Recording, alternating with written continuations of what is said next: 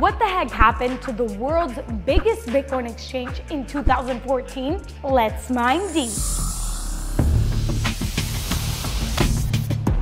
For a refresher, Mt. Gox was the largest Bitcoin exchange in the early stages of Bitcoin.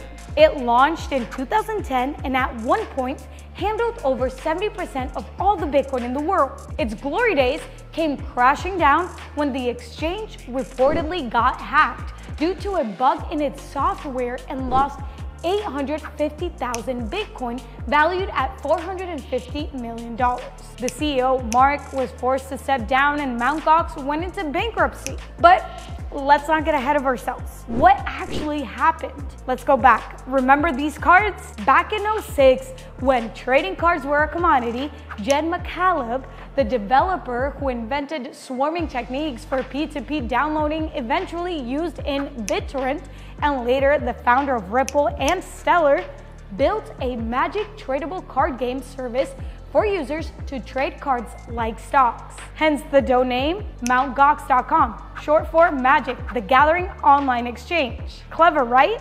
Fast forward to 2010, Jed read about Bitcoin on Slashdot, a social news site known as News for Nerds, Stuff That Matters. It was right then that he realized that the Bitcoin community needed a Bitcoin exchange. Things took a turn in March 2011 when Jed sold the site to a French developer, Marc Carpeles, who was living in Japan at the time.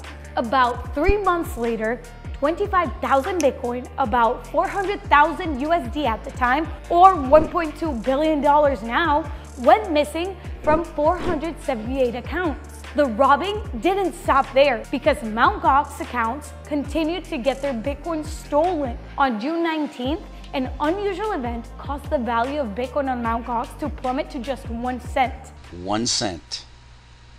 That's right, people. 1 cent. This looks like a flash crash. So it went from 1750 all the way down to 1 penny. Apparently, a hacker exploited compromised credentials from a Mt. Gox auditor's computer to acquire a significant quantity of Bitcoin. Then, they strategically sold these Bitcoin at low prices, triggering chaos in trading. I just witnessed a very dramatic price crash in Bitcoin on the Mt. Gox exchange. Important to note that by 2013, Mt. Gox handled over 70% of the world's Bitcoin trades. On February 24th, all trading on Mt. Gox stopped, and their site went offline, sparking speculations about their finances. CEO Mark resigned from the Bitcoin Foundation, and Mt. Gox social media went silent. 4 days later, they filed for bankruptcy protection in Tokyo, revealing staggering losses of about $65 million. The company claimed to have lost nearly 750,000 customers' Bitcoin, blaming hackers and technical issues for the disappearance. The funny part is that eventually $160 million worth of Bitcoin mysteriously appeared in an old wallet. And although evidence suggests the Bitcoin were stolen over time, the US Department of Justice implicated Alexander Vinnik, owner of the BTC exchange, was a key figure in the laundering of Mt. Gox stolen Bitcoin. I guess we'll never know. So why should you care? Because hopefully this teaches you to remove your Bitcoin off of exchanges. Even though creditors claimed losses of $2.4 trillion, only $91 million in assets were found. The silver lining was that in January 2021, an agreement was made to offer 90% of the remaining Bitcoin to creditors. The civil rehabilitation plan was approved in November 2021, with payments expected by October 31st, 2024. Let us know if you get your money back. Don't miss Arthur Hayes Backstage. How Bitcoin clicked for you? You talked about how it was like a hope, but what was that moment that you realized that it was like, yeah, this is hope. This is for everybody?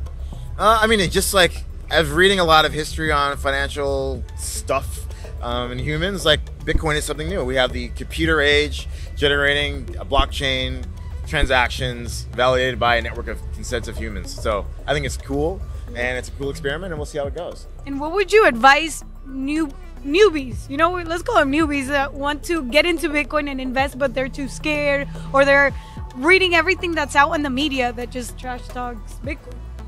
Just buy extremely small amount, like if you know, $100, $10, whatever it is, amount of Bitcoin, and then like see if it works. You might think it's complete bullshit. You might think it's, you know, the next coming of Jesus, you know. Which it is, you know, Yeah, like Satoshi. it's someone. Yeah, Lord Satoshi, right? Do you have any crazy stories of anybody that you've encountered that you've told them like, yo, I'm into Bitcoin, it fixes everything, like, and they're like, yo, you're crazy? I mean, obviously, I had a debate with Noor Robini a few years ago, and he was quite emphatic about how Bitcoin did nothing. It was a complete piece of shit. So I'd say that's probably the most visceral reaction I've seen from somebody about Bitcoin in general, in my history. And have you had any crazy experiences where you purchased something that is so stupid with Bitcoin? Oof. I can't even name some shit coins that went to zero. You know, I love trading shit coins. It's so much fun. No. What did you talk about? What was the most important thing and point you wanted to get across? Just how somebody who has seen financial issues throughout time has approached Bitcoin and, you know, saw hope for the world, I think. Yeah. And so it's super interesting to talk with Michael about his books and his views on Bitcoin and his views on everything.